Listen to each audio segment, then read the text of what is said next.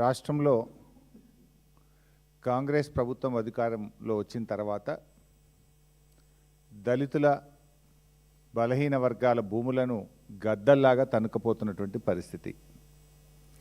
అది ఎక్కడ చూసినా రాష్ట్రంలో ఏ మూలకు చూసినా ఎస్సీ ఎస్టీలు బలహీన వర్గాల భూముల మీద కన్నుబడి అధికారాన్ని అడ్డం పెట్టుకొని వేల కోట్ల రూపాయలు ఇవాళ దండుకుంటున్నటువంటి పరిస్థితి అనేక సందర్భాల్లో కనబడతా ఉంది.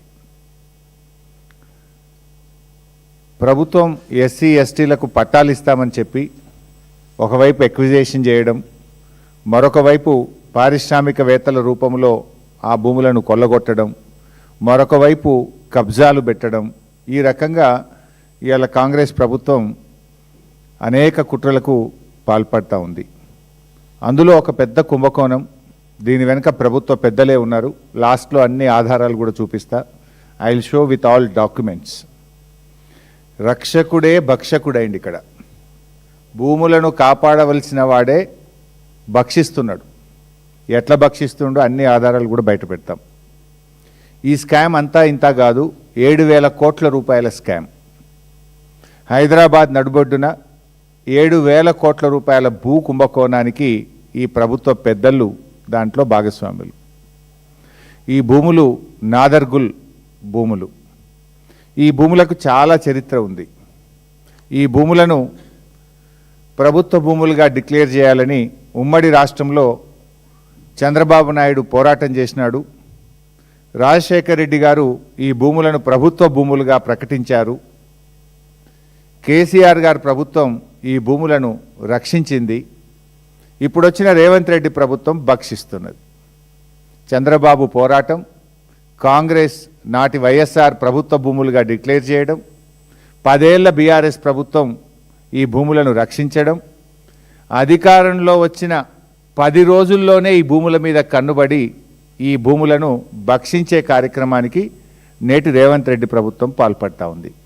ఎట్లా పాల్పడ్డది, ఎప్పటి నుంచి స్టార్ట్ అయింది, దీని కుట్ర కుతంత్రం మొత్తం కూడా ఈరోజు బట్టబయలు చేయబోతా ఉన్నాం, ప్రజల ముందు పెట్టబోతా ఉన్నాం. దీంట్లో పాపం 600 మంది పేద రైతులు ఉన్నారు. ఈ 374 ఎకరాల భూమిలో దాదాపు 600 మంది పేద రైతులు బతుకుతూ ఉన్నారు. తాతలు తండ్రులు పిల్లల కాడ నుంచి బతుకుతూ ఉన్నారు. ఇలా వాళ్ళ భూముల్లోకి వాళ్ళని పోనీయకుండా బౌన్సర్లను పెట్టి పోలీసుల చేత దాడి చేయిస్తూ అక్రమ కేసులు పెడుతూ పేద రైతుల్ని భయభ్రాంతులకు గురి చేస్తూ ఉన్నారు. చాలామంది రైతులు బీఆర్ఎస్ పార్టీ ఆఫీస్కి వచ్చి మా దృష్టికి తేవడం జరిగింది. అది మా సబితక్క నియోజకవర్గం మహేశ్వరం నియోజకవర్గంలో అక్కగారి దగ్గరికి వెళ్ళి ఎమ్మెల్యే గారుగా కనుక చాలామంది రైతులు అక్కగారికి చెప్పుకున్నారు, బీఆర్ఎస్ పార్టీ దృష్టికి తెచ్చారు. అయితే ఈ కేసులోని అన్ని వివరాలకు వెళ్ళే ముందు చాలామంది రైతులు ఇక్కడ కూడా వచ్చారు, ఇవాళ బయట ఉన్నారు ఇంకా అంతమంది. 2 మహిళా రైతులు ఈరోజు మా ముందున్నారు. ఆ మహిళా రైతులు వాళ్ళ బాధ ఏందో వాళ్ళ కష్టమేందో ఒక 2 నిమిషాలు వివరిస్తారు. ఒక అమ్మ పేరు కర్రె కౌసల్య, ఇంకొక అమ్మ పేరు గుడాల మమత. 2 నిమిషాలు వాళ్ళ ఆవేదన, వాళ్ళకి ఏం జరుగుతుందో 2 నిమిషాలు వాళ్ళు చెప్తారు. చెప్పిన తర్వాత మొత్తం విషయాన్ని మేము బయట పెడతాం. నేను పొలంకి వెళ్తున్నాను. పొలంలోకి వెళ్తుంటే ఆ రేకులు నేను 37 సంవత్సరాల నుంచి సాగు చేస్తున్నా అక్కడిని. మా అత్తమామ అంతకన్నా ముందు చేస్తున్నారు. మా అత్తమామ చేసి ఒక 40 ఏళ్ళు చేయొచ్చు వాళ్ళు. నేను 37 సంవత్సరాల సంది నేను చేస్తున్నా. ఎవరో ఒక ఆయన వచ్చి మొత్తం దోసుకుంటుండు, అక్కడ భూములన్నీ దోసుకుంటుండు. మొత్తం 5-10 లక్షలు ఇచ్చి కొనుక్కున్నా అని చెప్తే మరి కొనుక్కున్నాడేమో అనుకున్నాం. నా పొలంలోకి నేను ఓనికే గేటు పెట్టేసిండు. గేటు పెట్టేస్తే గేటు పెట్టొద్దని అడ్డం పోతే మా ఆయనను కొట్టిర్రు. వేరే బోన్సర్లను పెట్టి కొట్టిస్తారు, ఒత్తేస్తారు దెబ్బ కనిపించకుండా. నేను పోతుంటే కూడా ఫోటోలు తీస్తారు. అక్కడ 50,000 పెట్టి మేము కడీలు తీసుకొచ్చి అడవి పందులు మేయకుండా సేను మొత్తం తయారైనాక కూడా అడవి పందులు మేసాను. మేము అక్కడ కంచె వేసుకుంటే ఆ కంచెను నైటే తీసేసిరు. ఎవరు తీయమన్నారు, ఇట్లా ఎందుకు చేసిరు, మాకు ఎందుకు చేస్తుర్రు ఇట్లా అంటే సుధాకర్ తీయమన్నాడు. ఏ సుధాకర్ అంటే తిరుపతి సుధాకర్ అని చెప్తారు సార్. ఇట్లా చేస్తారు. నాకు ఒక 10 ఆవులు ఉన్నాయి. అక్కడ గడ్డి పెట్టుకున్నా, పొద్దుగాల పోయి నేను గడ్డి కోసేసుకోవాలి. అక్కడ కూర అలుక్కొని నేను రోజుకు 500 800 వస్తే నా జీవనాధారం నడుస్తుంది. అక్కడ నన్ను పొలం మీదకి నిలగొడితే నేనేం చేయాలి? వెళ్ళిపోండి, మీకు కూడా ఇస్తాం 10 లక్షలు అంటారు, 5 లక్షలు అంటారు. 5 లక్షలు పెడితే ఒక ప్లాట్ వస్తలేదు సార్, ఒక దావత్ కూడా అవుతలేదు. వాళ్ళు ఇచ్చే పైసలు ఏమిటికైతే మాకు పైసలు వద్దు, మాకు భూమి కావాలి, మాకు భూమి మీదనే మా జీవనాధారం.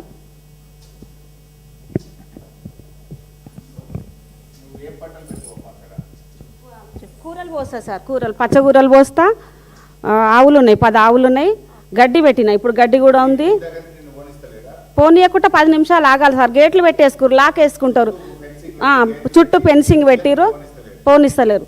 మళ్ళీ ఎవరినన్నా కూలీలను పిలుచుకపోతే నువ్వు భూమి అమ్మవు కదా, నీ ఉంది కదా, నువ్వే రావద్దని వాళ్ళు నిలగొడితే మొన్న 1.5 ఎకరాల పొలం నేను ఒక్కదాన్నే నాటేసుకున్నా, వాళ్ళు నిలగొట్టేసిరు. వాళ్ళ భయానికి సార్, వాళ్ళ భయానికి వాళ్ళు వస్తలేరు.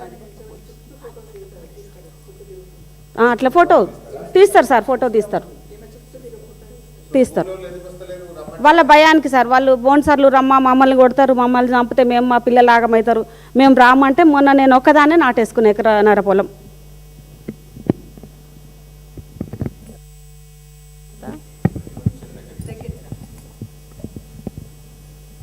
మా మామ పేరు జంగయ్య, మా ఆయన పేరు గుడాల బాబు. మేము మా అత్త మా మామ కందులు జొన్నలు 70 ఏళ్ళ నుంచి ఉన్నాము మేము భూమి మీద. నా పెళ్ళయి 20 సంవత్సరాలు. నేను వచ్చినాక కూడా మొన్న దాకా 3 సంవత్సరాల దాకా వేసినాం పొలము. మా తాన మేము ఇట్లా వాళ్ళు రేకులు వాతుతారని మేము ఏం చేసినామంటే అది ఒక ఫోటోలు వీడియోలు కూడా తీసుకున్నాం. ఎందుకంటే ఇల్లు కబ్జా మీద కూర్చుంటాటురు, చుట్టుముట్టు మొత్తం రేకులు వాతేస్తురని మాకు భయమైంది. అట్లా అని ఒక ప్రూఫ్ కోసమని చేసినాము. కానీ ఇప్పుడు నిన్న మొన్న మళ్ళీ వర్షాలు పడతాయి, కందులో జొన్నలో పుంటిత్తులు అలుక్కుందామని పోతే మా ఆయనను లోపలికి రానిస్తలేరు. నువ్వు ఒకసారి రా అని నన్ను కూడా పోతే ఆడవాళ్ళని పెట్టి కూడా రౌడీ షీట్లను పెట్టి కూడా మొత్తం ఇది చేసిర్రు. మాకు భయం అవుతుంది, నేను పోను, మళ్ళీ నువ్వు ఉన్న వాళ్ళని పొలం కోసం మా ఆయన ప్రాణాన్ని కూడా తీసుకుంటా అని చెప్తుండు. కానీ వద్దులే, ఎవరితోనన్నా మాట్లాడదాము, ఎంత కాడికైతే అంత కాడికి అవుతుంది అనేసి అనుకున్నాం. కానీ మాకు ధైర్యం చాలతలేదని ఇప్పుడు మేడం దగ్గరకు వచ్చినాం అందరం కలిసి. ఎట్లా చేస్తారో అని మాకు కేసు కూడా పెట్టిరు సార్, మా ఆయన మీద ఒకసారి కేసు పెట్టిరు. ఇప్పుడు దుందాము, అది మొత్తం పొలం అంతా సాఫ్ చేసుకుందాం అనుకుంటే అసలు సాఫ్ చేయనిస్తలేరు సార్. ఇప్పుడు మే నెలలో వర్షాలు పడతాయి, అందులో వేస్తాం మేము ప్రతి సంవత్సరం. ఇప్పుడు 3 సంవత్సరాల నుంచి భూమిని ఇప్పుడు మేము మా మామ చేసింది సార్. నా పెళ్ళి కాకముందు నుంచి మా మామ ఇప్పుడు 70 ఏళ్ళు ఉండు సార్. నా పెళ్ళి అయ్యి ఇప్పుడు 25 సంవత్సరాలు అవుతుంది సార్. నువ్వు కూడా చేసిన, మా మామ చేసిన, మా అత్త చేసి సార్. కుంటి కూర జొన్నలు కందులు అన్నీ పండించారు. కానీ ఇప్పుడు మాత్రం రాణిస్తలేరు సార్. గేట్ కాడికి పోయినా కానీ వాళ్ళు పోలీసులు ఆడపట్ల పోలీసులకు ఒక ఫోన్ చేయాలని మాత్రం ముందు వాళ్ళే పోలీసులే ఉంటుంది సార్. అసలు ఆడపట్ల పోలీసులు పేదలకు సహాయం చేయాలి కానీ వీళ్ళు వాళ్ళకు సహాయం ఎందుకు చేస్తారో నాకు అర్థం కాలేదు సార్. ఒకసారి పోలీసులతో కూడా నేను గొడవ పడ్డా సార్. అంటే నువ్వు ఈ నుంచి నువ్వు అసలు మాట్లాడకంటే నేను కరెంటు వైరు పట్టుకుంటా, నా పొలం కోసం నేను పానమన్న తీసుకుంటా, కానీ నా పొలంలోకి వెళ్ళి నువ్వు దున్ననిస్తలేరని అంటే సరే అని ఆమెను వదిలేసేయని అప్పుడు ఫోన్ చేసిరు సార్. సుధాకర్కు ఫోన్ చేస్తే నన్ను లోపలికి పోనిచ్చిర్రు, ట్రాక్టర్ లోపలికి కొనిచ్చిరు సార్ పోయిన సంవత్సరం. ఇప్పుడు 2 సంవత్సరాలు అవుతుంది సార్ దున్నక. సుధాకర్ చెప్పినట్టే పోలీసు వాళ్ళు వింటారు సార్. అన్నీ ఉన్నాయి సార్, మోటార్ లేదు కానీ వర్షాలకు పండిస్తాం సార్. మాకైతే లేదు, మాకుంది సార్. మాకున్నది సార్, బోర్ వేసుకున్నాం మేము. బోర్ వేసుకొని కూడా ఇప్పుడు 38 సంవత్సరాలు అవుతుంది సార్. బోర్ వేసుకున్నాం మేము, బోర్ వేసుకున్నాము. అప్పటి నుంచి వరి పండిస్తాం మేము. ఆవులు తెచ్చుకొని దాంట్లో మీద పచ్చగూరలతోటే బతుకుతా సార్. మొన్న పంట కోద్దామంటే గేట్లకేం రానియలేదు సార్, చిన్నగా ఉంది గేటు. ఆ గేటు పెడితే ఎక్కడ మన రాగన్నగూడ నుంచి అవతలకేని తెస్తే అక్కడ నుంచి వాగు వచ్చింది. వాగు వస్తే ఒక 1 నెల రోజులు వాగు మిషన్ రానియలే. ఆ 1 నెల రోజులలో నా చేనంతా ఖరాబ్ అయిపోయి 40 సంచులు అయ్యేటి 25 సంచులు అయినాయి సార్. పడదు సార్, అది పడదు. మాకు అప్పట్లో కాంగ్రెస్ ప్రభుత్వము మాకు ఇచ్చింది బతుకమని మా మామకి ఇచ్చిర్రంట. కాంగ్రెస్ ప్రభుత్వము మా మామకి ఇస్తే మేము దాంతోటే బతుకుతున్నాం. ఇప్పుడు ఇవ్వాలని కోరుతున్నాం సార్. ఇప్పుడు అవి ఇవ్వాలనే మేము కొట్లాడుతున్నాం సార్. సార్ మేడం దగ్గరకు అందుకే వచ్చినాం. మాకు నష్టపరిహారం చాలా జరుగుతుంది.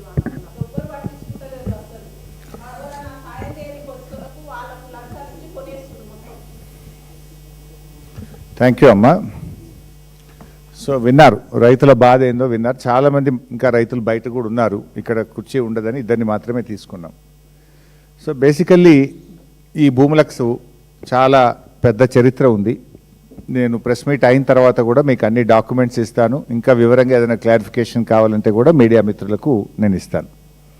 ఈ నాదర్గుల్ భూములకు సంబంధించి ఇది చాలా ఏళ్ల నుంచి పోరాటం జరుగుతూ ఉంది. నాదర్గుల్ భూములు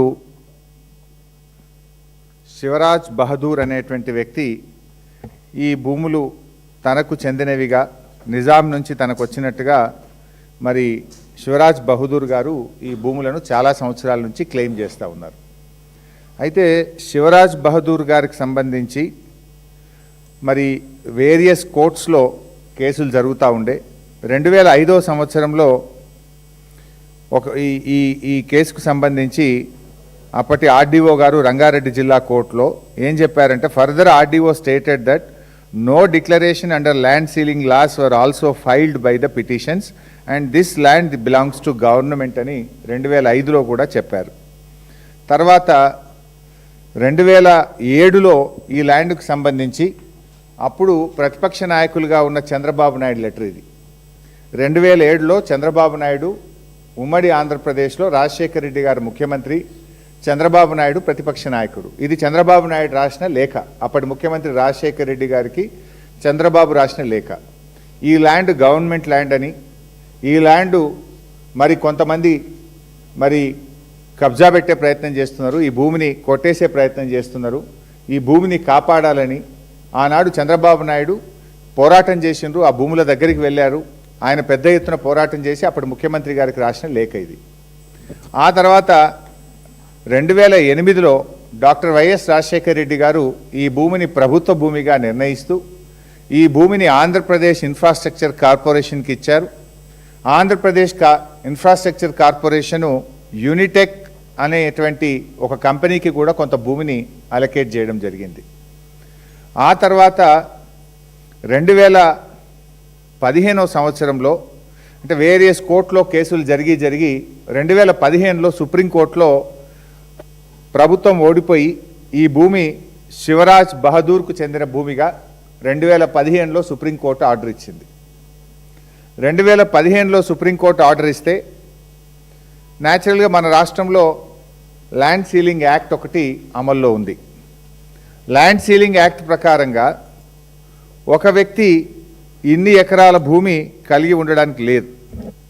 సో ఈ 373 ఎకరాలు ఒక వ్యక్తికి ల్యాండ్ సీలింగ్ యాక్ట్ ప్రకారంగా ఉండదు. అయితే 2015లో సుప్రీంకోర్టు ఈ భూమి శివరాజ్ బహదూర్కు చెందిన భూమిగా సుప్రీంకోర్టు చెప్తే 2016లో శివరాజ్ బహదూర్ కొంతమందికి ఈ భూమిని అమ్మడం జరిగింది. ఆల్ఫా అనే కంపెనీ, యునైటెడ్ అనే కంపెనీ, ఒమేగా అనే కంపెనీలకు 50 ఎకరాల చొప్పున ఈ భూమిని అమ్మాడు. ఆ కంపెనీలు ఆర్డీఓ దగ్గరికి వెళ్ళి మాకు ల్యాండ్ కన్వర్షన్ చేయండి అని 2016లో బీఆర్ఎస్ ప్రభుత్వం ఉన్నప్పుడు దరఖాస్తు పెట్టుకున్నారు. అప్పుడు 2016లో ఉన్నటువంటి ఆర్డీఓ గారు అసలు ఈ భూమి మీకు అమ్మడం తప్పు, ల్యాండ్ సీలింగ్ యాక్ట్ ప్రకారంగా ల్యాండ్ డిక్లరేషన్ జరగకుండా, సీలింగ్ డిక్లరేషన్ జరగకుండా ఈ భూమిని అమ్మే హక్కు రాజ్ బహదూర్కు లేదు, ఈ క్రయ విక్రయాలు చెల్లవు అని చెప్పి ఈ భూమిని 22A అంటే ప్రభుత్వ నిషేధిత జాబితాలో ఈ భూమిని పెట్టడం జరిగింది. 22Aలో పెట్టి ఈ భూమిలో ఎలాంటి క్రయ విక్రయాలు చెల్లవు, ఇది ల్యాండ్ సీలింగ్ యాక్ట్ పరిధిలోకి వస్తుందని 2016లో బీఆర్ఎస్ ప్రభుత్వం నిషేధిత జాబితాలో ఈ భూముల్ని పెట్టడం జరిగింది. దాని మీద వీళ్ళు హైకోర్టుకు పోయినారు. ఆర్డీఓ గారు మాకు భూములు కన్వర్షన్ చేయమంటే చేయలేదు, మా భూమిని మేము కొనుక్కున్న దాన్ని నిషేధిత జాబితాలో పెట్టారని వీళ్ళు హైకోర్టుకు పోయినారు. హైకోర్టులో 12 ఫిబ్రవరి 2020న హైకోర్టు చాలా స్పష్టంగా ఏం చెప్పిందంటే, ఆర్డీఓ గారి నిర్ణయం సరి అయినటువంటి నిర్ణయం, ఆర్డీఓ గారు చెప్పిన ప్రకారంగా ల్యాండ్ సీలింగ్ యాక్ట్ ప్రకారంగా ఈ భూమి అమ్మడానికి వీల్లేదు అని చెప్పి ఆర్డీఓ గారి నిర్ణయం మీద సింగిల్ బెంచ్ హైకోర్టు ఏ రోజంటే 12 ఫిబ్రవరి 2020. ఏం చెప్పింది ఆ హైకోర్టు అంటే, in either of the contingencies unless such declaration is filed and proceedings are concluded, no transaction should take place in the land, and any such transaction would amount to contravention of the provisions of the Act, and in such a case, it can also result in initiation of prosecution against the owner of the land. ఈ భూమిని అమ్మడం తప్పు, ఒకవేళ అమ్మి ఉంటే అమ్మిన owner మీద criminal చర్యలు తీసుకోవాలి అని కూడా హైకోర్టు చెప్పింది. సో ఆర్డీఓ గారి నిర్ణయాన్ని హైకోర్టు సమర్థించింది. తర్వాత సింగిల్ బెంచ్ ఆర్డర్ మీద ఈ రాజ్ బహదూర్ అండ్ ఈ కొనుక్కున్న వాళ్ళు డివిజన్ బెంచ్కు పోయారు హైకోర్టుకు. డివిజన్ బెంచు 13/10/2022 13/10/2022 సంవత్సరంలో ఆర్డీఓ చేసింది correct, single bench judgement correct, వీళ్ళు అమ్మడానికి లేదు, ఇది ప్రభుత్వ భూమి, ఇది నిషేధిత భూమి కింద పెట్టడం సరి అయినటువంటి నిర్ణయము అని చెప్పి డివిజన్ బెంచ్ కూడా హైకోర్టు స్పష్టంగా చెప్పింది. సో డివిజన్ బెంచ్ కూడా ఏం చెప్పిందో కూడా ఒక లైన్లో చెప్తా. అంటే డివిజన్ బెంచ్ ఈ సింగిల్ బెంచ్ ఆర్డర్ను కన్ఫర్మ్ చేసింది. డివిజన్ బెంచ్ కూడా మాట్లాడుతూ పారా 12లో ఏమంటుందంటే, and if any transaction of transfer of the land without filing a declaration or declared null and void under section 17 of the land reforms act. Land reform act section 17 కింద మీరు land ceiling declaration ఇవ్వకుండా RDO గారు, అంటే RDO is the authority, LRT is the RDO is the custodian. So ఆ tribunal order లేకుండా మీరు భూమి అమ్మితే అది చెల్లదు, నల్ అండ్ వైడ్, చిత్తు కాగితాలతో సమానము అని డివిజన్ బెంచ్ కూడా స్పష్టంగా హైకోర్టు ఏ రోజు ఇచ్చిందంటే division bench 13/10/2022. So division bench order ఇచ్చిన తర్వాత వీళ్ళు సుప్రీంకోర్టుకు పోయినారు. సుప్రీంకోర్టుకి ఎప్పుడు పోయినరు అంటే 2/9/2023. ఇప్పుడు ఆ మ్యాటర్ సుప్రీంకోర్టులో పెండింగ్లో ఉంది. సుప్రీంకోర్టు ఎలాంటి స్టే కూడా ఇవ్వలేదు. ఇన్ఫ్యాక్ట్ సుప్రీంకోర్టులో ఏం జరిగిందో కూడా చెప్తా. సుప్రీంకోర్టులో ఇది రాష్ట్ర ప్రభుత్వం వేసినటువంటి అఫిడవిట్. రాష్ట్ర ప్రభుత్వం ఆర్డీఓ గారు సుప్రీంకోర్టులో వీళ్ళు వెళ్తే అఫిడవిట్ వేసినారు. జగదీశ్వర్ రెడ్డి ఆర్డీఓ కందుకూరు. ఈయన ఆర్డీఓ గారు సుప్రీంకోర్టులో వేసినటువంటి కేసులో కూడా ఏం చెప్పిండు అంటే, ఇది ఆర్డీఓ గారి దాంట్లో నుంచే నేను చదువుతున్న పారా 15. ఏమంటాడు, shell seized and vested absolutely in the state free from all encumbrances act గురించి చెప్తూ, under the provisions of this act the entire land vest with the government free from all encumbrances unless any occupancy right certificates are issued under the provisions of this act. As per the available records, no such occupancy right certificates were issued in favor of any person. As such, the land is treated as government land. As such, the land is treated as government land. అని ఎవరు చెప్పిండ్రు? మన RDO గారు సుప్రీంకోర్టులో వేసిండ్రు. ఎవరు పోయిండ్రు సుప్రీంకోర్టుకు? ఈ భూమిని కొనుక్కున్నటువంటి వాళ్ళు, ఈ రాజ్ బహదూర్ ఎవరికైతే ముగ్గురికి ఈ భూమిని అమ్మిండో ఆ భూమిని కొనుక్కున్న వాళ్ళు ఆర్డీఓ దగ్గర పోతే ఆర్డీఓ ఇది చెల్లదు అని కొట్టేసిండు. హైకోర్టు సింగిల్ బెంచ్ దగ్గర పోతే చెల్లదు అని కొట్టేసింది. హైకోర్టు డివిజన్ బెంచ్ దగ్గర పోతే చెల్లదు అని కొట్టేసింది. సుప్రీంకోర్టుకు పోయి స్టే అడిగితే సుప్రీంకోర్టు స్టే ఇవ్వలేదు. సుప్రీంకోర్టులో ప్రభుత్వం తరఫున ఆర్డీఓ ఏమనేసిండు, ఇది గవర్నమెంట్ ల్యాండ్, వీనికి రాదు, ఇది Raj Bahadur land ceiling declaration file చేయలేదు, రాజ్ బహదూర్ డిక్లేర్ చేయకుండా రాజ్ బహదూర్ అమ్మడా హక్కు లేదు, రాజ్ బహదూర్ అమ్మిన అన్నీ కూడా నల్ అండ్ వైడ్ అని ఆర్డీఓ గారు సుప్రీంకోర్టులో వేసినటువంటి అఫిడవిట్. దెన్ ఇప్పుడున్న రాష్ట్ర ప్రభుత్వం, నేను వీళ్ళేదో భూభారతి అని పెట్టింది కదా, పొద్దున భూభారతి వెబ్సైట్కి పోయి ప్రింట్అవుట్ తీసిన, ఈరోజు యాజ్ అండ్ టుడే ఇవాళ పొద్దున తీసిన ప్రింట్అవుట్. భూభారతి వెబ్సైట్లో ఈ ల్యాండ్ గురించి ఏం చెప్తున్నారు? రంగారెడ్డి జిల్లా బాలాపూర్ మండల్ నాదర్గుల్ గ్రామము, సర్వే నంబర్ పాతది 613, కొత్తది 119, 373 ఎకరాలు గవర్నమెంట్ ల్యాండ్. ఇది ఈరోజు భూభారతిలో వీళ్ళ డాక్యుమెంట్ ప్రకారం ఇది government land, not my document. ఈరోజు పొద్దున భూభారతిలో ప్రింట్అవుట్ చేస్తే ఇది గవర్నమెంట్ ల్యాండ్గా ఇది ప్రింట్అవుట్లో వచ్చింది. ఇకపోతే యాక్ట్ ఏం చెప్తుంది, ఇవన్నీ కూడా నేను చెప్పాను ఇప్పటికే, మళ్ళీ ఒకసారి సింపుల్గా చెప్తాను. సెక్షన్ ల్యాండ్ సీలింగ్ యాక్ట్ అనేటువంటిది ఇది, this is the land ceiling act. ఇది తెలంగాణ ల్యాండ్ సీలింగ్ యాక్ట్. ఇది దిస్ నాట్ మై స్టోరీ, ఇది 1973లో వచ్చినటువంటి ల్యాండ్ సీలింగ్ యాక్ట్. ఈ ల్యాండ్ సీలింగ్ యాక్ట్ ప్రకారంగా సెక్షన్ 8 ఏం చెప్తుందంటే, ఎవరైనా రైతు సెక్షన్ 8 ప్రకారంగా 50 ఎకరాలు, అంటే ఒక్కొక్క జిల్లాలో ఒకటి ఉంది, మహబూబ్ నగర్, రంగారెడ్డి, మెదక్ 54 ఎకరాలు ఉన్నట్టుంది, ఆదిలాబాద్ పోతే 70 ఐ థింక్. సో ఎవరైనా అంతకు మించిన ల్యాండ్ కలిగి ఉంటే వెంటనే తను డిక్లరేషన్ ఇవ్వాలి అని సెక్షన్ 8 చెప్తుంది. సెక్షన్ 18 కూడా ఏం చెప్తుంది, ఎవరైనా కొనుక్కున్నా తను కూడా కొనుక్కోవడం ద్వారా వచ్చిన భూమి కూడా సెక్షన్ 18 ప్రకారంగా ల్యాండ్ సీలింగ్ డిక్లరేషన్ ఇవ్వాలి. సెక్షన్ 17 ల్యాండ్ సీలింగ్ యాక్ట్ ఏం చెప్తుంది అంటే, ఎవరు కూడా ల్యాండ్ సీలింగ్ డిక్లరేషన్ కాకుండా భూమిని అమ్మరాదు, గిఫ్ట్గా ఇవ్వరాదు, ఎక్స్చేంజ్ కింద తీసుకోరాదు, తీసుకుంటే కూడా అది చెల్లని చిత్తు కాగితంతో సమానము, it is null and wide అని ల్యాండ్ సీలింగ్ యాక్ట్ సెక్షన్ 17 కూడా చెప్తుంది. సెక్షన్ 19 ల్యాండ్ సీలింగ్ యాక్ట్ కూడా ఏం చెప్తుందంటే, ఏదైనా రిజిస్ట్రేషన్స్, సేల్ డీడ్స్ ఏదైనా జరిగితే కూడా అవేవి కూడా చెల్లవు. ఆ రిజిస్ట్రేషన్స్, సేల్ డీడ్స్ ఏదైనా చేయాలంటే కూడా డిక్లరేషన్ ఉంటేనే చేయాలి తప్ప చేయడానికి వీల్లేదు అని చెప్పి కూడా సెక్షన్ 19 కూడా చాలా స్పష్టంగా చెప్తుంది. ఇవన్నీ రూల్స్, నియమ నిబంధనలు. కానీ వీటికి భిన్నంగా ఏం జరిగిందో ఇప్పుడు నెక్స్ట్ చెప్తా. ఇకపోతే మనకు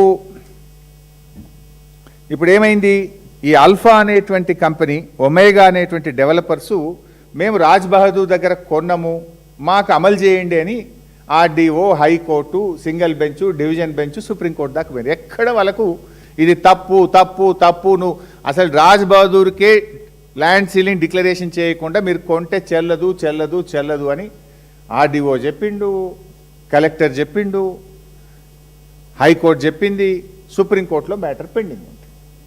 అయితే ఇది యాక్టు, ఇంకోటి ఇది చట్టం, రాష్ట్ర ప్రభుత్వం అసెంబ్లీలో చేసే చట్టం. ఆ చట్టాలని కాదనాలంటే మళ్ళీ అసెంబ్లీ కొత్త చట్టం చేస్తే తప్ప ఈ క్రయ విక్రయాలు ఏవి కూడా చెల్లవు. అయితే ఇప్పుడు ఈ ల్యాండ్స్ కాపాడాల్సిన బాధ్యత ఎవరు? Who is the custodian of this lands? Is RDO. అంటే ల్యాండ్ రెవెన్యూ ట్రిబ్యునల్, అంటే ఆర్డీఓకు ల్యాండ్ రెవెన్యూ ట్రిబ్యునల్గా కూడా అధికారం చట్టం కల్పించింది. ఈ ల్యాండ్ సీలింగ్ యాక్ట్ను అమలు చేయడానికి, ల్యాండ్ సీలింగ్ డిక్లరేషన్ చేయడానికి, టెనెంట్ ఫార్మర్స్ ఉంటే దాన్ని చూసి టెనెంట్ ఫార్మర్స్కు 38E సర్టిఫికేట్ ఇవ్వడానికి ల్యాండ్ రెవెన్యూ ట్రిబ్యునల్ కింద ఆర్డీఓకు మన చట్టం అధికారం ఇచ్చింది. సో ఇవాళ ఆర్డీఓ ఏం చేయాలి? ఆ భూముల మీద ఎవడో ప్రైవేటోడు డాక్యుమెంట్, రిజిస్టర్డ్ డీడ్ చూపించి, సేల్ ఆఫ్ అగ్రిమెంట్ చూపించి కబ్జాకు పోతున్నాడు. కబ్జాకు పోతే దాన్ని ఎవరు కాపాడాలి? Custodian of the property is RDO. RDO has to protect the land. కానీ ఇక్కడ ఆర్డీఓ దాన్ని ప్రొటెక్ట్ చేయకుండా ఆర్డీఓ కళ్ళు మూసుకుంటున్నాడు, హైడ్రా అంతకంటే కళ్ళు మూసుకుంటున్నటువంటి పరిస్థితి కనబడతా ఉంది.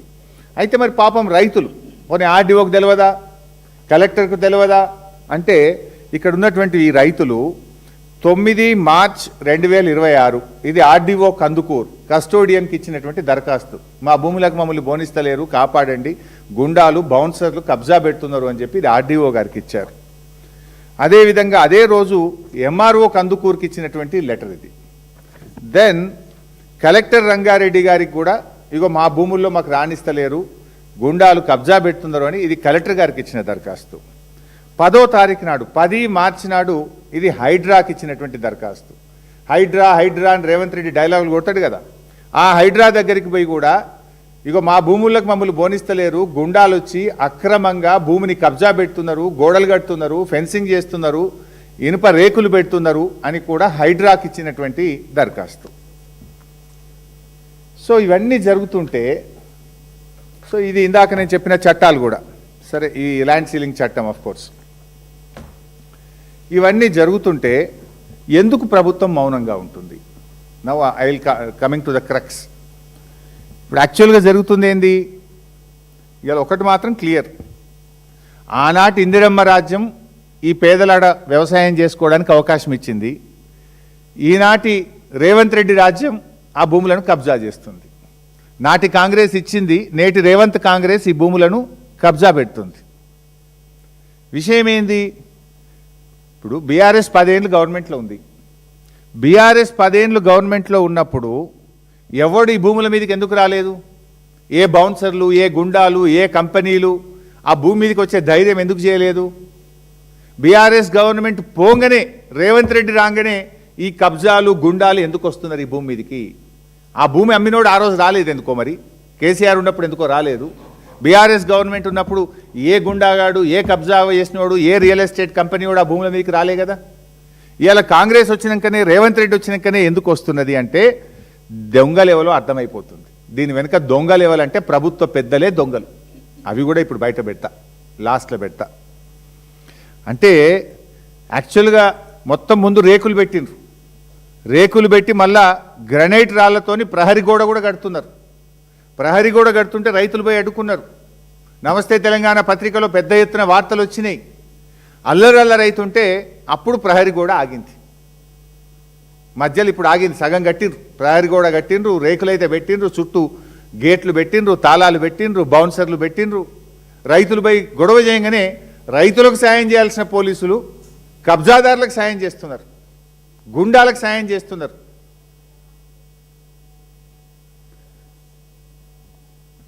ఈ 373 ఎకరాలకు సంబంధించి ఇవాళ విషయం ఏంటంటే మళ్ళీ క్లుప్తంగా మీకు అర్థమయ్యేటట్టు చెప్తున్నా. ఫస్ట్ ఈ భూమి నాది అని ఒకతను క్లెయిమ్ చేసిండ్రు. ఎవరు? శివరాజ్ బహదూర్. ఆయనది కాదు అని చంద్రబాబు నాయుడు పోరాటం చేసిండ్రు. ఆయనది కాదు అని రాజశేఖర్ రెడ్డి గారు గవర్నమెంట్ భూమి అని డిక్లేర్ చేసిండ్రు. ఆ తర్వాత వాళ్ళు హైకోర్టు, సుప్రీంకోర్టుకు పోయి ఈ భూమి శివరాజ్ బహదూర్దని సుప్రీంకోర్టులో ఆర్డర్ తెచ్చుకున్నారు. ఎప్పుడైతే సుప్రీంకోర్టు శివరాజ్ బహదూర్ది 373 ఎకరాలు అన్నదో అప్పుడు ఏమైతుంది? ఆటోమేటిక్గా ల్యాండ్ సీలింగ్ యాక్ట్ కింద చట్టం వస్తుంది. ల్యాండ్ సీలింగ్ యాక్ట్ ఏం చెప్తుంది? నువ్వు డిక్లేర్ చేయాలి. రాజ్ బహదూర్ ఆర్డీఓ దగ్గరికి వెళ్ళి వాళ్ళ కుటుంబ సభ్యులు, ఇగో మాకు గింత భూమి ఉన్నది, మాకు 54 ఒక వాటానా 2 వాటాల గింత వస్తుంది, మిగతాది గవర్నమెంట్ తీసుకోవాలని డిక్లేర్ చేయాలి. కానీ ఆర్డీఓ దగ్గరికి వెళ్ళలేదు, ల్యాండ్ రెవెన్యూ ట్రిబ్యునల్కి అప్పీల్ చేసుకోక వీళ్ళు ముగ్గురికి అమ్మేసిండ్రు, 3 ప్రైవేట్ కంపెనీలకు అమ్మిండ్రు. ఆ 3 ప్రైవేట్ కంపెనీలు ఆర్డీఓ దగ్గరికి పోతే ఆర్డీఓ ఏం చేసిండు? ఆ రోజు ఈ భూమి అమ్మడం నేరము, ల్యాండ్ సీలింగ్ యాక్ట్ భూమి అమ్మడానికి అనుమతించదు, ఈ భూమి తప్పుడుగా అమ్మింది కనుక ఇది గవర్నమెంట్ భూమి, ప్రొహిబిటెడ్ ల్యాండ్లో పెడుతున్నాము అని చెప్పి అప్పటి ఆర్డీఓ కందుకూర్ ప్రొహిబిటెడ్ లిస్ట్లో పెట్టినారు. ఆ రోజు నుంచి ఇవాళ భూభారతి ఓపెన్ చేస్తే కూడా అది గవర్నమెంట్ ల్యాండ్ అని ఇవాళ రికార్డులో కూడా ఉన్నది. తర్వాత ఆర్డీఓ రిజెక్షన్ మీద హైకోర్టు సింగిల్ బెంచ్ ఆర్డీఓ నిర్ణయం కరెక్ట్ అన్నది, హైకోర్టు డివిజన్ బెంచ్ ఆర్డీఓ నిర్ణయం కరెక్ట్ అన్నది. దాని మీద సుప్రీంకోర్టుకు పోతే ఈ నిమిషానికి సుప్రీంకోర్టులో కేసు పెండింగ్లో ఉన్నది. సుప్రీంకోర్టు ఎటువంటి స్టే కూడా ఇవ్వలేదు. స్టే ఇవ్వలేదు అంటే high court judgement stands good. High court judgement stands good అంటే ఆర్డీఓ ఈ భూములను నిషేధిత భూములుగా పెట్టింది, స్టాండ్స్ గుడ్. ఈ నిమిషానికి అది RDO is the custodian of the land, land belongs to government. కానీ అక్కడ ఏం జరుగుతుంది? అలా చుట్టూ ఫెన్సింగు, చుట్టూ బౌన్సర్లు, ఆడ రోజుకొక బోర్డు వెలుస్తూ ఉంది. ఆ బోర్డుల సంగతి చెప్తా. ఇది land belongs to so and so అంటుంది. ఎట్లయితుంది అది? హైకోర్టు చెప్పింది కదా, సర్వోన్నత న్యాయస్థానం చెప్పింది కదా, ఆర్డీఓ చెప్పింది కదా, కలెక్టర్ చెప్పింది కదా, భూభారతిలో ఇది ప్రభుత్వ భూమని ఈ రోజు కూడా చూపిస్తున్నది కదా. మరి ఎందుకు దీన్ని కాపాడతలేరు అంటే రక్షకుడే భక్షకుడైంది కనుక ఎట్లా పోతాడు? స్వయంగా రెవెన్యూ మంత్రి భూముల వెనుక ఉంటే రెవెన్యూ మంత్రి కింద ఉండే చిన్న అధికారి ఆర్డీఓ ఆ భూములను ఎట్లా కాపాడతాడు? How can he save? How? ఆయనకు ధైర్యం ఎక్కడొస్తుంది? అయితే ఇప్పుడు ఈ హైడ్రా కథ, జీవో 99 కింద రేవంత్ రెడ్డి హైడ్రా తెచ్చిండు. ఏమంటాడు రేవంత్ రెడ్డి? మొన్న కూడా మీరు చూసిండు, అసెంబ్లీలో మాట్లాడుతుండు, నా కుటుంబ సభ్యులు తప్పు చేసిన, రెవెన్యూ మంత్రి తప్పు చేసిన ఎవరిని వదలా అంటాడు. మరి ఎందుకు ఇది హైడ్రా కళ్ళు మూసుకుంటుందా? ఇది గవర్నమెంట్ భూమి అయితే హైడ్రా ఎందుకు కళ్ళు మూసుకుంటుంది? నచ్చితే నజరానా, లేదంటే జరిమానా. పేదవాడికో న్యాయం, పెద్దోడికో న్యాయం. పేదల ఇండ్లు కూర్చోడానికి ఉరికురికి పోతుంది హైడ్రా. శనివారం ఆదివారం పోయి కూలగొడుతుంది, ఆదివారం చూసుకొని కోర్టు లేనప్పుడు పోయి కూలగొడుతుంది. మరి ఇక్కడ 374 ఎకరాలు, 7,000 కోట్ల రూపాయల భూమి, ఈ భూమి కాపాడడానికి హైడ్రాకి ఎందుకు మనసు వస్తలేదు? ఎందుకు హైడ్రా కళ్ళు మూసుకుంటున్నది? హైడ్రాకు స్వయంగా పేద రైతులపై దరఖాస్తు ఇస్తే కూడా హైడ్రా పట్టించుకోదా? రోజు పత్రికల్లో పుంఖాలుగా వస్తుంటే కూడా హైడ్రాకు వినబడతలేదా? హైడ్రాకు కళ్ళు కనబడతలేవా? దరఖాస్తు ఇస్తే కళ్ళు కనబడవు. రోజు పుంఖాలుగా సోషల్ మీడియాలో పత్రికల్లో వార్తలు వస్తే హైడ్రాకు వినబడదు. అంటే పేదోడుకో న్యాయం, పెద్దోడుకో న్యాయమా? హైడ్రా ఎందుకు స్పందించదు? రేవంత్ రెడ్డి డైలాగులు అసెంబ్లీలో కొట్టినావు కదా, ఎవరిని వదిలా, నా తమ్ముడిని వదిలా, పొంగులేటిని వదిలా, మరి ఇండ్లు ఎందుకు వదిలిపెడుతున్నావు? ఈడ 7,000 కోట్ల వెనుక మీరు ఉన్నారు కనుకనే వదిలిపెడుతున్నారు. Why are you not acting on this? ఎట్లా ఈ నిమిషానికి అక్కడ బౌన్సర్లు ఉన్నారు? ఇప్పుడు ఆ మహిళా రైతులు చెప్పిండ్రు, నా బాయి కాడికి, నా పొలం కాడికి నన్ను బోనిస్తలేరు, పోతే నా భర్తను బౌన్సర్లు పిసికి ఒత్తి పడేసిండ్రు. నా భర్త ఒక నెల రోజుల దాకా మంచం మీదకి వెళ్ళి లేవలేదు అని చెప్పి ఏడ్చుకుంటూ ఆ చెల్లె చెప్తా ఉంది. ఎట్లా బోనియరు వాళ్ళను? తాతలు ముత్తాతలు తండ్రుల నుంచి వాళ్ళు భూముల కాడికి పోయే భూముల దగ్గరికి వాళ్ళను బోనియని పరిస్థితి జరుగుతాయి. అసలు ఈ రాష్ట్రంలో హైదరాబాద్లోనే గూండాలు పోలీసులు మిలాఖపత అయిపోతే ఇంకా పేదవాడికి న్యాయం ఎక్కడిది? ఇవాళ ఎంత దుర్మార్గం అంటే, ఇవాళ హైడ్రా కమిషన్కి వాళ్ళు దరఖాస్తు ఇచ్చి దండం పెట్టి వస్తే కూడా స్పందిస్తలేరు. ఆర్డీఓ పట్టించుకోడు. వాస్తవానికి ఆర్డీఓ క్రిమినల్ యాక్షన్ తీసుకోవాలి. RDO is the custodian of this land. ఈ భూమిని కబ్జా చేస్తే ఆర్డీఓ గారు ఏం చేయాలి? ఆ కబ్జాను తొలగించి తన ఆధీనంలోకి తీసుకోవాలి. వాళ్ళెవరైనా అడ్డం వస్తే క్రిమినల్ యాక్షన్ తీసుకునే అధికారం కూడా ల్యాండ్ సీలింగ్ యాక్ట్ ఆర్డీఓ గారికి ఇచ్చింది. ఎందుకు ఆర్డీఓ మౌనంగా ఉన్నాడు? ఎందుకు హైడ్రా మౌనంగా ఉన్నది?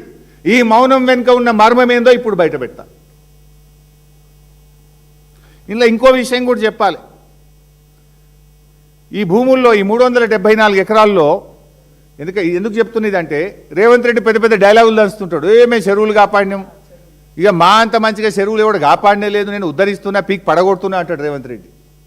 ఆ సంగతి కూడా చెప్పాలి. ఇప్పుడు ఈ 374 ఎకరాల్లో లచ్చమ్మకుంటున్నది ఒకటి. ఈ భూమి మధ్యలో లచ్చమ్మకుంటున్నది. ఈ లచ్చమ్మకుంట FTL 17 ఎకరాలు, 6 ఎకరాలు బఫర్ జోన్, అంటే మొత్తం 23 ఎకరాల చెరువు ఉన్నది. ఆ 23 ఎకరాల చెరువు కింద 150 ఎకరాల ఆయకట్టు ఉన్నది. ఇప్పుడు ఈ కంపెనీలు ఏం చేస్తున్నాయి? అసలు ఈ కంపెనీలకు హక్కే లేదు. ల్యాండ్ సీలింగ్ యాక్ట్ ప్రకారం there is no right for any sale deed or any agreement, any land purchase sale deed. ఆ కంపెనీలు ఏం చేస్తున్నాయి? ఇప్పుడు ఆ లచ్చమ్మకుంట చెరువుకు ఉండేటువంటి ఫీడర్ ఛానల్స్ అన్ని ధ్వంసం చేసారు. మొత్తం ఆ చెరువులోకి నీళ్ళు వచ్చే ఫీడర్ ఛానల్ను ఎక్కడికక్కడ మూసివేసిండ్రు. అయినా ఇప్పుడు ఈ నిమిషానికి పోతే కూడా లచ్చమ్మకుంట చెరువులో నీళ్లు ఉన్నాయి. వర్షపు నీరంతా అందుకే పోతుంది. ఇప్పుడు ఇయాల పోయి చూస్తే కూడా లచ్చమ్మకుంట చెరువులో నీళ్లు ఉన్నాయి.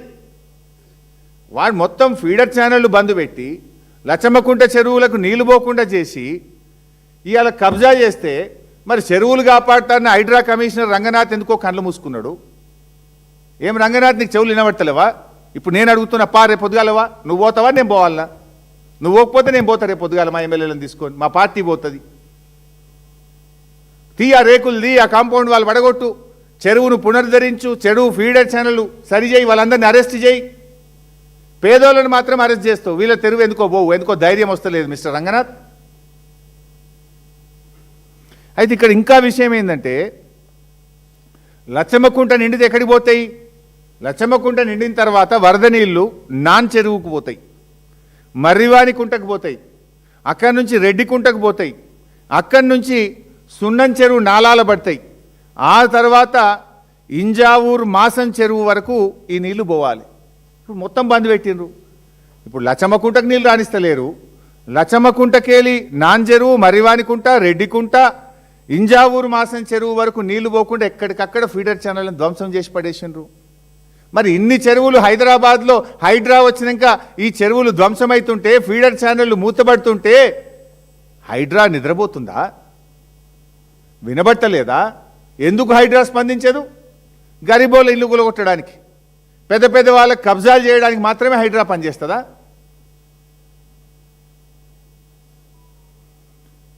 ఇలా ఇంకో విషయం ఉంది. ఇటు చెరువుల కబ్జా, ఇంకో దిక్కు గుట్టల కబ్జా.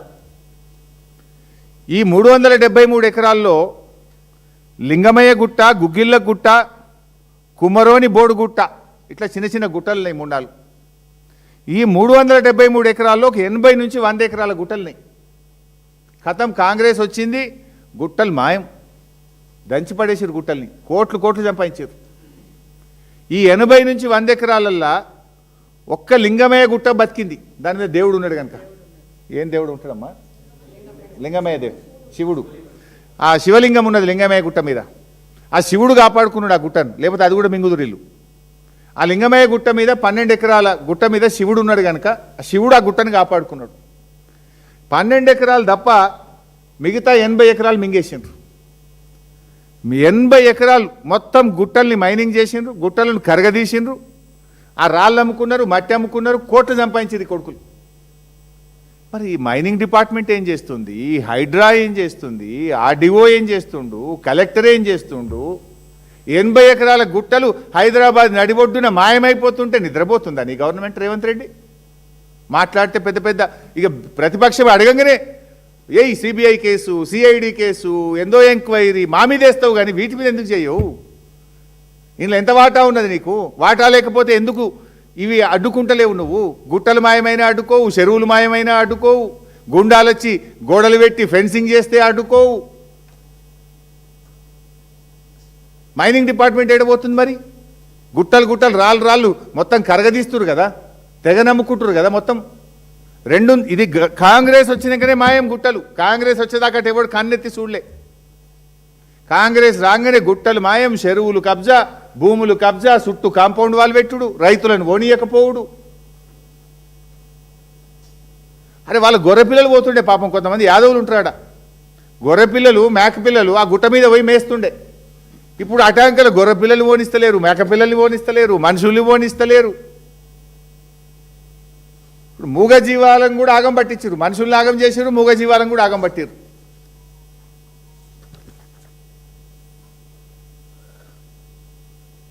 ఇది సుప్రీంకోర్టులో ఈరోజు ఈ కేసు ఇంకా పెండింగ్లో ఉంది. అంటే ఆర్డీఓ దగ్గర గవర్నమెంట్ అయింది, సింగిల్ బెంచ్ గవర్నమెంట్ అయింది, డివిజన్ బెంచ్ గవర్నమెంట్ అయింది, సుప్రీంకోర్టు ఎలాంటి స్టే ఇయ్యలే. ఇది ఏ జడ్జి గారి దగ్గర ఉంది అంటే సుప్రీంకోర్టులో justice Pankaj Mittal, justice Prasanna B Varale అనే జడ్జిల దగ్గర పెండింగ్ ఉంది. Tentative case may be listed 7th April 2026. ఇవాళ 5 ఎల్లుండి మళ్ళీ కేసు హియరింగ్కి వస్తుంది. గవర్నమెంట్ ఏం చేయాలి? గట్టిగా కొట్లాడి హైకోర్టులో మేమే గెలిచినాం, ఆర్డీఓ దగ్గర గెలిచినాం, ఈడ కూడా మా ల్యాండ్ అని చెప్పి గవర్నమెంట్ కొట్లాడుతుందా, మరి కుమ్మక్ అవుతుందా చూడాలి. దీని మీద స్టే లేదు. స్టే లేనప్పుడు ఏంది? High court judgement is final, that stands good, that is the law of the land. Act is the law of the land, high court judgement is the law of the land, RDO order is final. మరి ఎందుకు హైడ్రాబో కాపాడతలేదు, ఎందుకు RDO స్పందిస్తలేడు అనేది issue ఇక్కడ. Now coming to the point. ఇక చిత్ర విచిత్రాలు చూడండి ఇక వీళ్ళ కథ.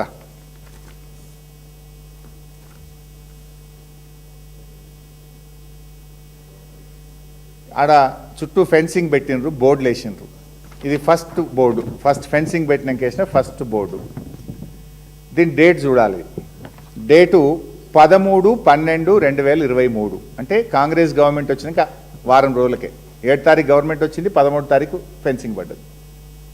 7 తారీఖు కాంగ్రెస్ గవర్నమెంట్ వస్తే 13 డిసెంబర్ 2023 నాడు చుట్టూ ఫెన్సింగ్ పెట్టి ఇక్కడ రాసుకున్నారు. ఏం రాసుకున్నారు?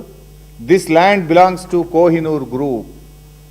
మరి 10 ఏళ్ళు బీఆర్ఎస్ ఉంటే ఎవడు ధైర్యం చేయలే, ఎవడు ఫెన్సింగ్ పెట్టలే, ఎవడు ఈ భూమి నాదని ఎవడు రాసుకునే ధైర్యం ఆనాడు కేసీఆర్ ప్రభుత్వంలో చేయలే. కాంగ్రెస్ వచ్చిన వారంకే ఫెన్సింగ్ పెట్టినరు. This land belongs to Kohinoor group అని చెప్పి బోర్డు పెట్టినరు.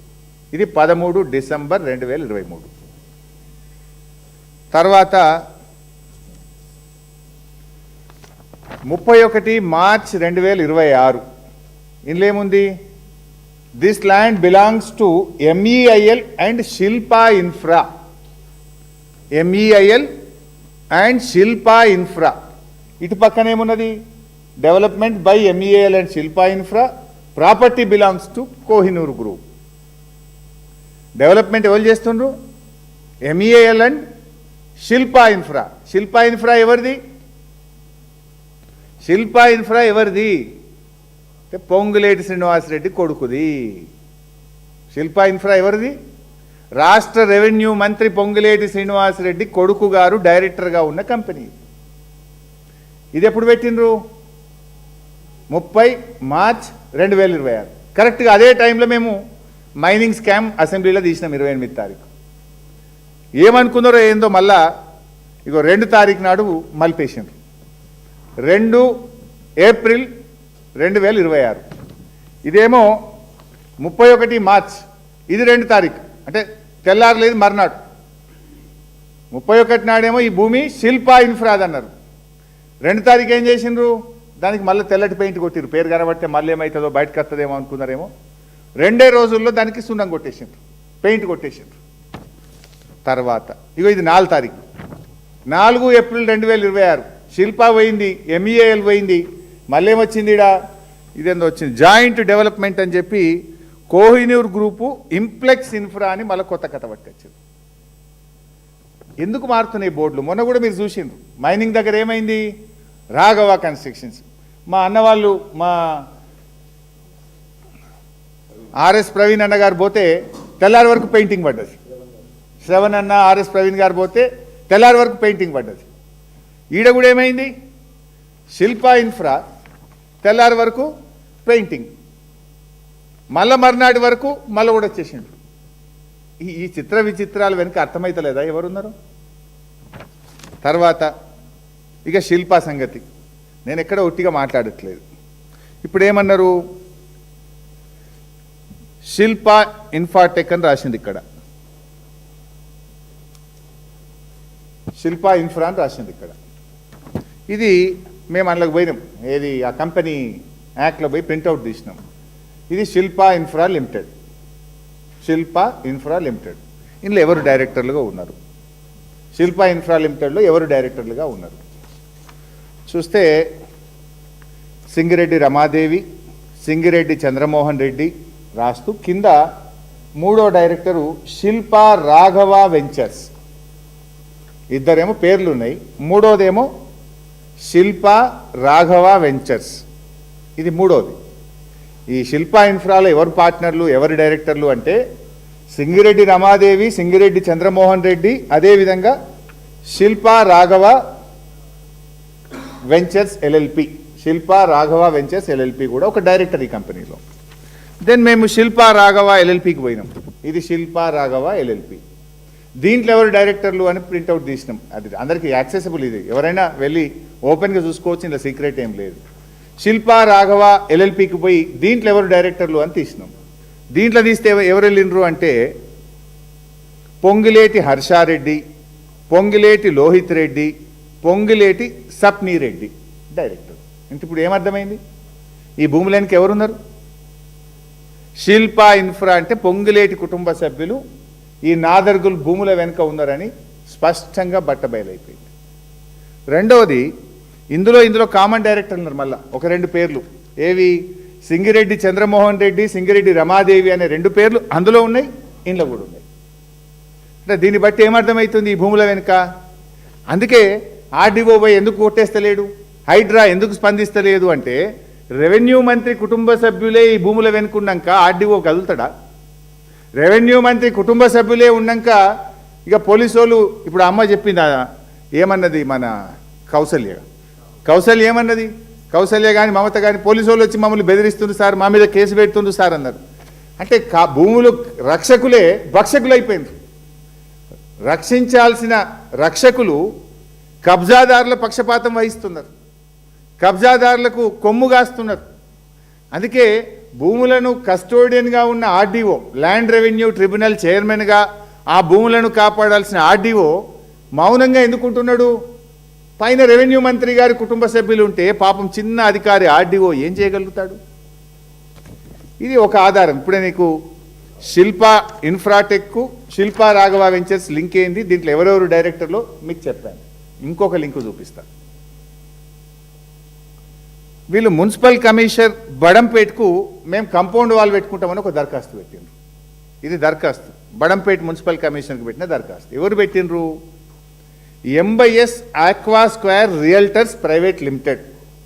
ఈ aqua square realtor private limited అంటోడు ఈ భూమికి నేను కాంపౌండ్ వాల్ పెట్టుకుంటా అనుమతి ఇవ్వండి అని బడంపేట మున్సిపల్ కమిషనర్కు దరఖాస్తు పెట్టాడు. సరే ఇచ్చిండ్రా లేదా నా దగ్గర సమాచారం లేదు, ఇవ్వకూడదు, ఎందుకంటే ఇది గవర్నమెంట్ ల్యాండ్. వాళ్ళు ఏం చేయాలి, ఆర్డీఓని అడగాలి ఈ భూమి ఎవరిదని. ఇప్పుడు ధరణిలో పోయి కొడితేనే అది డైరెక్ట్ గవర్నమెంట్ ల్యాండ్ అని భూభారతిలో ఈ నిమిషానికి కాంగ్రెస్ ప్రభుత్వం పెట్టిన భూభారతిలోనే అది గవర్నమెంట్ ల్యాండ్గా ఉంది. సరే అది సెకండ్ సబ్జెక్ట్. బడంపేట మున్సిపల్ కమిషనర్కు aqua square realtor private limited అనే కంపెనీ నాదర్గుల్లో ఈ 374 ఎకరాలకు మేము గోడ పెట్టుకుంటాం, కాంపౌండ్ వాల్ పెట్టుకుంటాం, మాకు అనుమతి ఇవ్వండి అని దరఖాస్తు పెట్టాం. సరే మేమేం చేసినాము, ఈ aqua square realtors private limited అసలు ఈ కంపెనీ ఎవరిది దీంట్లో డైరెక్టర్ లెవెల్లో చూద్దామని లోపలికి పోయినాం. ఇది ప్రింట్అవుట్ తీసినామా, ఓపెన్, ఇది ఆ public document. Aqua square realtors private limited, ఇందులో ఎవరు డైరెక్టర్లు ఉన్నారు. దీంట్లోకి పోతే సరే ఇందులో కోహినూర్ కన్స్ట్రక్షన్స్ ఉన్నది, న్యూ హైదరాబాద్ రియల్టర్ డెవలపర్స్ ఉంది, మూడవ పేరు crystal mansions India private limited అనే కంపెనీ ఉంది. ఇది crystal mansions India private limited అనే కంపెనీ. ఈ aqua square realtor private limited ఎవరైతే దరఖాస్తు పెట్టినరో మున్సిపల్ ఆఫీస్లో గోడ కట్టుకుంటామని, ఈ ఆక్వా ఎవరిది అంటే అందులో 3-4 పేర్లలో ఒకటి crystal mansions India private limited అనే కంపెనీ కూడా డైరెక్టర్గా ఉన్నది. సరే అసలు ఈ crystal mansion India private limited ఎవరిది అని మళ్ళీ దాంట్లోకి పోయినాం.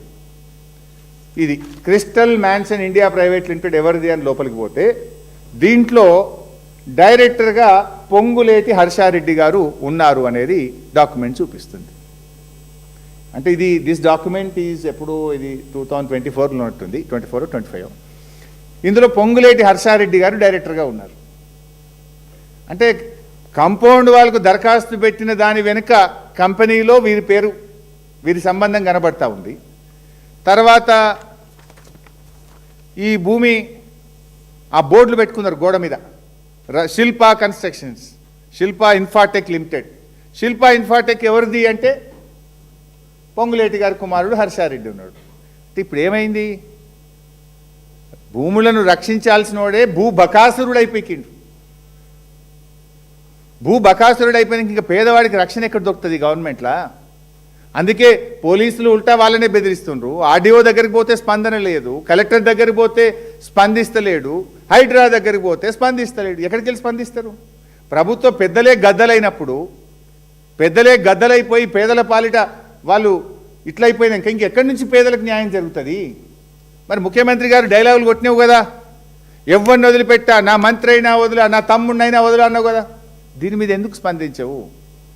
రేవంత్ రెడ్డి నువ్వు అసెంబ్లీలో మాట్లాడిన మాటలో వీసమెత్తు నిజమున్నా, నీకు నిజాయితీ ఉంటే తక్షణమే హైడ్రాను పంపించి మొత్తం ఆ ఫెన్సింగ్ను కూలగొట్టు, ఆ కాంపౌండ్ వాళ్ళను కూలగొట్టు, ఆ రైతులను అక్కడికి వెళ్ళనీయు, ప్రభుత్వ భూమిగా దాన్ని వెంటనే డిక్లేర్ చేయాలని చెప్పి నేను ఈరోజు డిమాండ్ చేస్తూ ఉన్నా.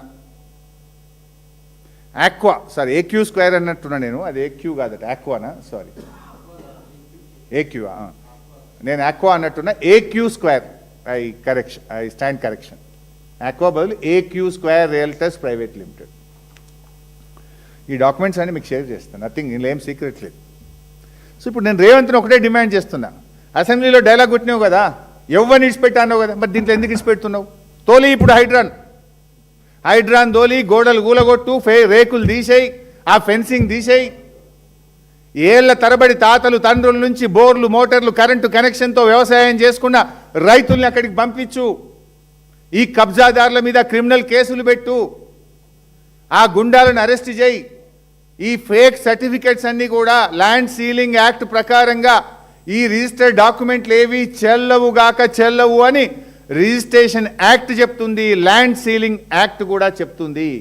ఇవన్నీ యాక్ట్, ఇది land ceiling act, registration act.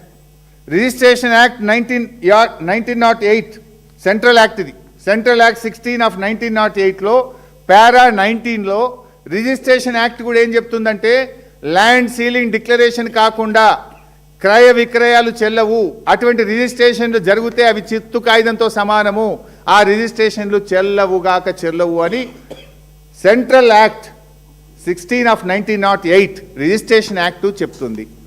అదేవిధంగా ల్యాండ్ సీలింగ్ యాక్ట్లో కూడా స్పష్టంగా అందులో కూడా చెప్పడం జరిగింది, ఈ క్రయ విక్రయాలు చెల్లవు. కమాన్ యాక్ట్. నువ్వు మాట మీద ఉండేవాడివైతే, నీ మాటలో నిజాయితీ ఉంటే, నీకు చిత్తశుద్ధి ఉంటే, నువ్వు రక్షకుడివైతే తక్షణమే ఆ భూముల చుట్టూ ఉన్న గుండాలను అరెస్ట్ చేయి, క్రిమినల్ కేసులు పెట్టు, భూమిని స్వాధీనం చేసుకో, పెట్టిన కాంపౌండ్ వాళ్ళను గోడల్ని వెంటనే హైడ్రాను పంపించి కూలగొట్టి నీ నిజాయితీ రుజువు చేసుకో. ఈ డాక్యుమెంట్లన్నీ రద్దు చేయి. చట్టం నువ్వు కొత్త చట్టం చేయాల్సిన అవసరం లేదు. రిజిస్ట్రేషన్ చట్టం చెప్తుంది, ల్యాండ్ సీలింగ్ చట్టం చెప్తుంది. డాక్యుమెంట్లన్నీ కూడా రిజిస్ట్రేషన్ డిపార్ట్మెంట్కి ఆదేశాలు ఇచ్చి క్యాన్సిల్ చేయి. ఆనాడు చంద్రబాబు పోరాడిండు, రాజశేఖర రెడ్డి ప్రభుత్వ భూమిగా డిక్లేర్ చేసిండు, కేసీఆర్ గారు కాపాడిండు. నువ్వు కాపాడుతావా, వాటిని భక్షిస్తావా? ఆ భూములను పేదలకు ప్రభుత్వానికి దక్కేలా చూస్తావా, ఆ భూమిని గద్దలకు ఇస్తావా? నువ్వు తేల్చుకో. ఇప్పుడు నీ సంగతి ఏందో ఇలా ప్రజలు గమనిస్తున్నారు. Thank you.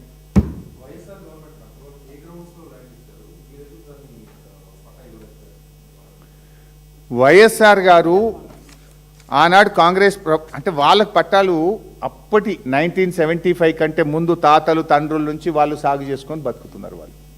సో 1900 అమ్మా సరే, మొత్తానికి వాళ్ళ మామలు తాతలు తండ్రుల నుంచి ఆ భూముల్లో వాళ్ళ కబ్జాలు ఉన్నారు. Now that is not the issue. సరే, వాళ్ళ భూములు కబ్జాలు ఉన్నారు, వాళ్ళు చేసుకుంటున్నారు, వాళ్ళు ట్యాక్సులు కూడా కట్టారు. అయితే ఇక్కడ ఇష్యూ ఏంది? చంద్రబాబు నాయుడు ఈ భూమి ప్రభుత్వ భూమి అని పోరాటం చేసిండు. పెద్ద లెటర్ రాసిండు, 8 పేజీల ఉత్తరం. ప్రతిపక్ష నాయకుడిగా ఆనాడు రాజశేఖర రెడ్డికి ఉత్తరం రాసిండు. దాని మీద రాజశేఖర రెడ్డి గారి ప్రభుత్వం కూడా విచారణ చేసి ఇది ప్రభుత్వ అసెంబ్లీలో పెద్ద చర్చ జరిగింది దీని మీద. అసెంబ్లీలోనే ఈ భూమి ప్రభుత్వ భూమి అని రాజశేఖర రెడ్డి గారు అనౌన్స్ చేసిండ్రు. ప్రభుత్వ భూమిగా ఆ భూములను ఏపీఐసికి ఇచ్చిండ్రు. సబ్సిక్వెంట్గా సుప్రీంకోర్టులో వాళ్ళు గెలిచిండ్రు. సుప్రీంకోర్టులో ఈ భూమి ఆ రాజ్ బహదూర్కు చెందింది అని చెప్పిండ్రు. అయితే ఇప్పుడు మీకు ఏం చెప్తారు మిస్గైడ్ చేయడానికి? సుప్రీంకోర్టులో మేము గెలిచినాము అంటారు. బట్ సుప్రీంకోర్టులో గెలిచిన తర్వాత ఏం జరిగింది? ల్యాండ్ సీలింగ్ యాక్ట్ అమల్లోకి వస్తుంది. 374 ఎకరాలు ఒకరిని చెందది కదా. ఆర్డీఓ దగ్గరికి పోయి వీళ్ళు కొనుక్కున్నటువంటి ముగ్గురు మాకు ఈ భూమిని అమలు చేయమని పోతే అసలు వానికి అమ్మే హక్కే లేదు. ల్యాండ్ సీలింగ్ యాక్ట్ ఏం చెప్తుంది? First you declare the land ceiling.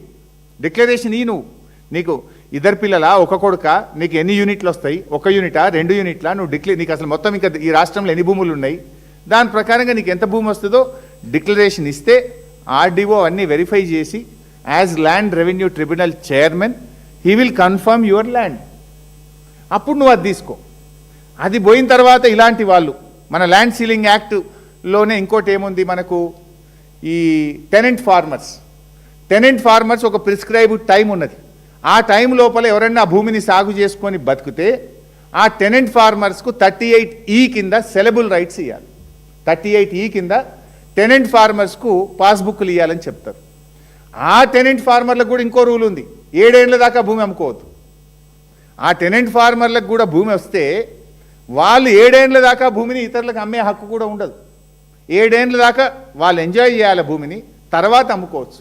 ఇప్పుడు వీళ్ళు చేసుకునే ఈ డాక్యుమెంట్లు రైతులకు కొంతమందికి 4 లక్షలు 3 లక్షలు ఇచ్చి రాయించుకుంటారు. అవి చెల్లయి. ఈ రాజ్ బహదూర్ అమ్మింది కూడా చెల్లదు. అంత చిత్తు కాయిదాలు అవి.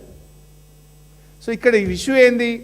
ల్యాండ్ సీలింగ్ యాక్ట్ కింద ఫస్ట్ రాజ్ బహదూర్ ఇస్తే అతనికి 50, 40, 30 ఏమైనా వస్తుందా రాదా అని తేలాలి. తేలినాక ఆయన ఎవరికైనా అమ్ముకునే హక్కు ఉంటుంది తప్ప ఆయనకు అమ్మే హక్కే ఉండదు. సో భూమి తేలకుండా ఆయన ల్యాండ్ సీలింగ్ డిక్లరేషన్ ఇవ్వకుండా అతను ఆర్డీఓ దగ్గర అమ్మినటువంటి వాళ్ళు ఆర్డీఓ దగ్గరికి వస్తే ఆర్డీఓ రిజెక్ట్ చేసిండు, 22A పెట్టిండు.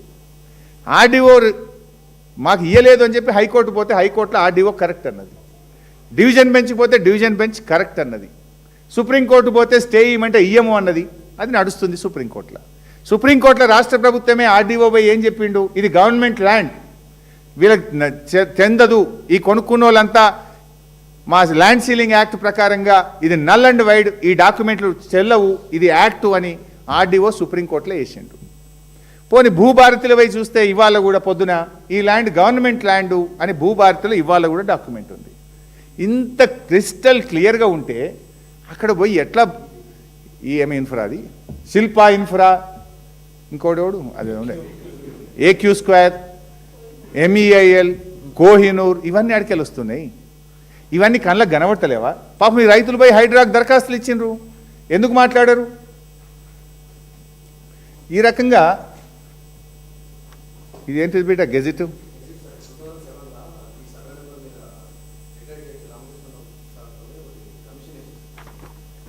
సరే నేను చదివినాక చెప్తలే.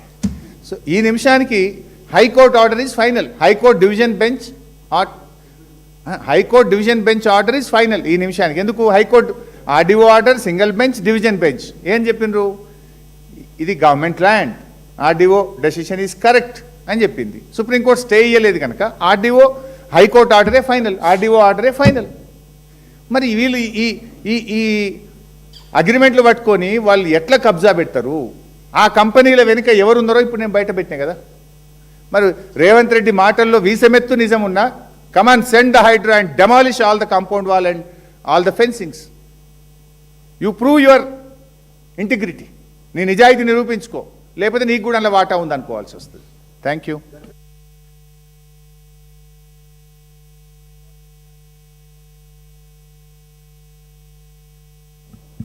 ఇప్పుడు గజ్వేల్ క్యాంప్ ఆఫీస్ మీద దాడి చేసినారు. నేను ఏమంటున్నా అంటే, రేవంత్ రెడ్డి బొమ్మ పెట్టుకుంటే బొమ్మలతో పేరు వస్తుందా? కేసీఆర్ గారు ప్రజల ఆకాంక్షల్ని నెరవేర్చినటువంటి ఉద్యమ నాయకుడిగా, 1 కోటి ఎకరాల మాగాణిగా తెలంగాణ మార్చిన నాయకుడిగా, రైతు బంధు ఇచ్చి 24 గంటల కరెంట్ ఇచ్చిన ఒక ముఖ్యమంత్రిగా తెలంగాణ ప్రజల హృదయాల్లో కేసీఆర్ గారు ఉన్నారు. బొమ్మలు పెట్టుకుంటేనో ఫోటోలు పెట్టుకుంటే ప్రజల హృదయాల్లో ఉండరు. బొమ్మలు కాదు కావాల్సింది, ప్రజలకు 6 గ్యారెంటీల అమలు కావాలి. నువ్వు 6 గ్యారెంటీలు అమలు చేసి ప్రజల హృదయాల్లో చోటు సంపాదించుకో. ఈ రౌడీయిజం ఏంది, గుండాయిజం ఏంది? మా జిల్లాలోనే నా క్యాంప్ ఆఫీస్ మీద కాంగ్రెస్ నాయకులు దాడి చేసినారు గతంలో. మా మైపాల్ రెడ్డి ఎమ్మెల్యే గారి క్యాంప్ ఆఫీస్ మీద పటాన్చెరు ఎమ్మెల్యే ఇంటి మీద దాడి చేసినారు. సునీతా లక్ష్మారెడ్డి నర్సాపూర్ ఎమ్మెల్యే గారి ఇంటి మీద దాడి చేసినారు. స్వయంగా రాష్ట్ర సాధకుడు, తెలంగాణ తొలి ముఖ్యమంత్రి, ప్రతిపక్ష నాయకుడు ఇంటి మీదనే ఈ రకంగా దాడి చేస్తే ఈ ప్రభుత్వం ఏం చెప్పదలుచుకుంది ప్రజలకు? ఇంకోటి అడుగుతున్నా, సోనియా గాంధీ కూడా ఇలా గవర్నమెంట్ బిల్డింగ్లే ఉంది కదా, రాహుల్ గాంధీ కూడా ఉన్నారు కదా, మరి మీరు ప్రధానమంత్రి మోడీ గారి బొమ్మ మీ ఇళ్ళలో పెట్టినరా? సోనియా గాంధీ ఇంట్లో మోడీ గారి బొమ్మ ఉందా ఈరోజు చిత్రపటం? రాహుల్ గాంధీ ఇంట్లో ఉన్నదా? Leader of opposition office Rahul Gandhi ఆఫీస్లో మరి నరేంద్ర మోడీ బొమ్మ పెట్టుకున్నాక మా గురించి మాట్లాడండి. మీరు బొమ్మలు పెట్టుకోవడం మీద ఈ చిల్లర రాజకీయాలు కాదు. నిజంగా మీకు చిత్తశుద్ధి ఉంటే చేయండి పూర్తి రుణమాఫీ, ఇవ్వండి అవ్వాతాతలకు 4000 పెన్షన్, 100 రోజుల్లో ఇస్తామన్న మహిళల 2500 ఇచ్చి మాట్లాడండి. మీరు ఈ చిల్లర వాటితోని ఈ చిత్రపటాలతో వచ్చేది లేదు. కేసీఆర్ 4 కోట్ల తెలంగాణ ప్రజల హృదయాల్లో ఉన్నాడు. తెలంగాణ సాధకుడిగా, తెలంగాణను అద్భుతంగా అభివృద్ధి పథంలో నడిపించిన నాయకుడిగా, చిరస్థాయిలో చరిత్ర ఉన్నంతకాలం, రాష్ట్రం ఉన్నంతకాలం తెలంగాణ ప్రజల హృదయాల్లో కేసీఆర్ ఉంటాడు. Thank you.